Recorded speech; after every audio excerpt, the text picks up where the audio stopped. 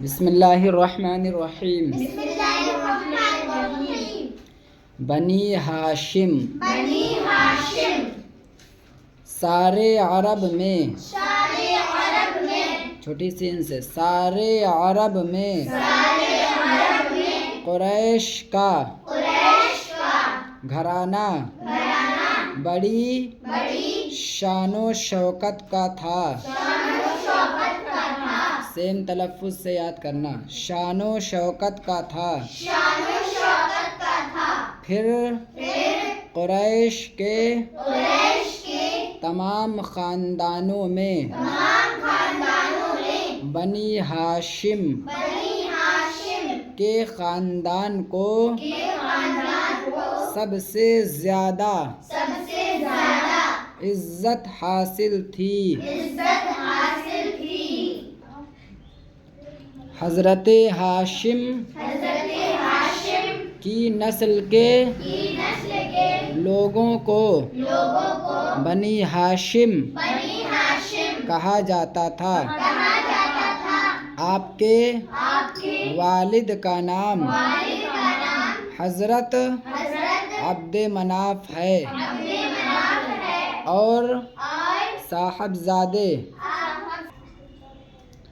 اور آپ کے صاحبزادے کے شاہزادے حضرت حضرت عبد المطلب ہیں، عبد المطلب ہیں، جو اپنے وقت میں اپنے وقت میں مکہ کے مکہ کے بڑے بڑے رعب و داب والے تھے۔ دام والے تھے۔ حضرت عبد المطلب کا حضرت عبد المطلب کا دوسرا نام دوسرا نام شیبہ ہے۔ شیبہ ہے۔ ان کے ان کے 12 بیٹے تھے، 12 بیٹے تھے، یعنی حضرت عبد المطلب کے 12 بیٹے تھے، 12 بیٹے تھے، جن میں جن میں 5 5 مشہور مشہور یہ ہیں: یہ ہیں: حضرت حضرت عبداللہ رضی اللہ تعالیٰ عنہ، عبداللہ رضی اللہ تعالیٰ عنہ، یہ ہمارے سرکار کے والد گرامی ہیں۔ حضرت حمزہ رضی اللہ تعالیٰ عنہ، حضرت حمزہ رضی اللہ تعالیٰ عنہ، یہ وہ چچا ہیں جو ایمان لائے تھے۔ حضرت عباس رضی اللہ تعالیٰ عنہ، حضرت عباس رضی اللہ تعالیٰ عنہ، یہ بھی ایمان لانے والے چچا ہیں، بس ان کے علاوہ، ان 2 چچا کے علاوہ کوئی بھی ایمان نہیں لایا تھا۔ ابو طالب، ابو طالب، ابو لہب، ابو لہب، حضرت عبد المطلب کے حضرت عبد المطلب کے تمام بیٹوں میں تمام بیٹوں میں سب سے زیادہ سب سے زیادہ حسن و جمال والے، مسلمان والے، بہترین چال چلن والے بہترین چال چلن والے حضرت عبداللہ تھے، حضرت عبداللہ تھے، جو ہمارے سرکار جو ہمارے سرکار پیارے مصطفیٰ پیارے مصطفیٰ صلی اللہ تعالی علیہ وسلم کے صلی اللہ تعالیٰ علیہ وسلم کے والد ہیں۔ والد ہیں۔ ہمارے سرکار کی ہمارے سرکار کی پیدائش سے پیدائش سے چند ماہ پہلے چند ماہ پہلے آپ کا آپ کا انتقال ہو گیا تھا۔ انتقال ہو گیا تھا۔ حضرت حمزہ رضی اللہ تعالی عنہ حضرت حمزہ رضی اللہ تعالیٰ عنہ اور حضرت عباس رضی اللہ تعالی عنہ حضرت عباس رضی اللہ تعالیٰ عنہ ہمارے سرکار کے ہمارے سرکار کے صحابیوں میں صحابیوں میں شامل ہیں، شامل ہیں، کیونکہ کیونکہ یہ دونوں حضرات یہ دونوں حضرات ہمارے سرکار پر ہمارے سرکار پر ایمان لائے ایمان لائے اور غلامی اختیار کی، اور غلامی اختیار کی، چونکہ کیونکہ ابو طالب ابو طالب ہمارے سرکار پر ہمارے سرکار پر ایمان نہیں لائے تھے، ایمان نہیں لائے تھے، اس لیے اس لیے ان کا شمار ان کا شمار نہ صحابیوں میں ہے نہ صحابیوں میں ہے، نہ مسلمانوں میں، نہ مسلمانوں میں، لیکن لیکن انہوں نے انہوں نے ہمارے سرکار ہمارے سرکار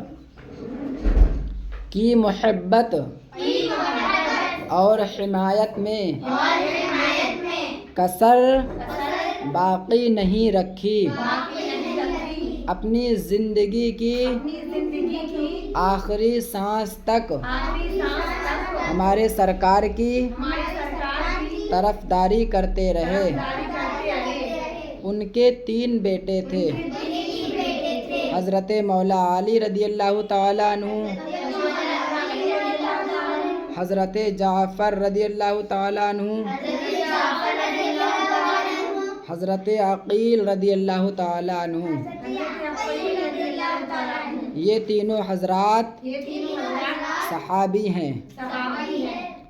باپ کا نام ابو طالب اور بیٹے تینوں صحابی ہیں، اور باپ ابو طالب یہ حضور کے چچا ہیں، اور حضور کی کفالت کی آپ کے دادا کے انتقال کے بعد۔ جب حضور کے دادا کا انتقال ہو گیا 8 سال کی عمر میں، تو اس کے بعد ان کے چچا ابو طالب نے ہی حضور کی پرورش کی، اور اتنا خیال رکھتے تھے کہ پوری زندگی مرتے دم تک حضور کی طرفداری کرتے رہے، جانثاری کرتے رہے، حضور کے ساتھ ساتھ رہے، سب کچھ کیا، لیکن ایمان نہیں لائے، آخری دم تک ایمان نہیں لائے۔